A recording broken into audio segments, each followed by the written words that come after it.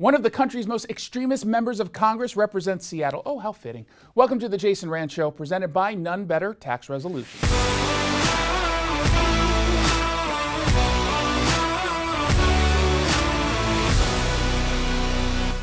Congresswoman Pramila Jayapal, grandmother of the squad, has quickly cemented herself as one of the most extreme members of Congress. And her fringe views attracted the attention of one of the most extreme activists in the country. Billionaire progressive George Soros and his son Alex Soros, they maxed out their campaign contributions to this congresswoman just days after she leveled an anti-Semitic smear against Israel, calling it a racist state. Now, she pretended to walk back her comments, effectively saying when she said racist state, what she meant was a state that was racist. So she basically just reworded her hate.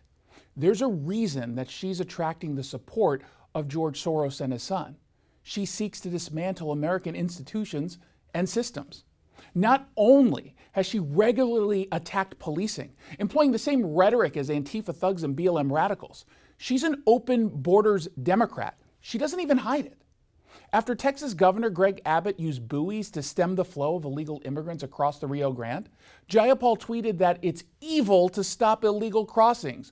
All migrants are human beings and must be treated with the respect and dignity they deserve. Okay, well, some of us don't find it dignified to go on a dangerous journey to cross into this country illegally, especially since we have no clue who they are. Now, perhaps it's different for the Congresswoman, but I don't respect, terrorists who are in fact crossing through our porous border. And this week, when we hope to get some answers on that issue, some specifics, it was Pramila Jayapal who stopped it. By definition, Mr. Secretary, if you're on the terrorist watch list, you represent a threat. So 140 people on the terrorist watch list so far this year. For the record, would you please give us the status of each of those individuals so we know what you did with people who were on a terrorist watch list, who were apprehended, many got away, but were apprehended, where they are today so that Congress can know? Congressman, I would be pleased to provide you with that information with respect to the individuals encountered at the southwest border. Thank you. I yield back. Gentleman yields back, but could the Secretary answer that question? What is the status of those 140? Mr. Chairman, Mr. Chairman, what is the point of order? What authority or point of order? Gentlelady, state a point of order. Mr. Chairman, under what authority are you speaking right now? Whose time? Whose time is it? Are you being recognized for 5 minutes? I was just asking what I thought would be a question Mr. every Chairman, single member of Congress would want to know. I'll do it on my time or someone else's time. I appreciate that. Thank you. He had asked the question, and there wasn't an answer to the status of the 140 Mr. Chairman, the witness provided an answer, and if you want to use your 5 minutes, I don't think he did, but I'll do it on my time. That's fine. Thank We you. recognize the gentlelady from California. Thank you, Mr. Chairman. Pramila Jayapal is quick to come to the rescue, of course. Now, the country has a Pramila Jayapal problem, I think.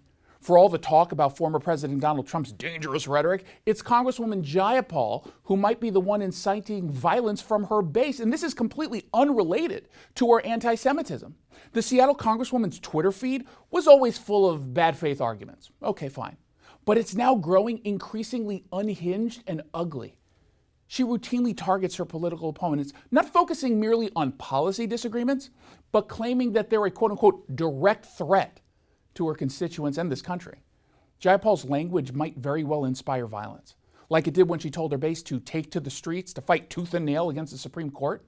After those comments, a man tried to assassinate Justice Kavanaugh. Now, did she change her rhetoric as a result? Of course not. She ignores left-wing violence because it benefits her and her party.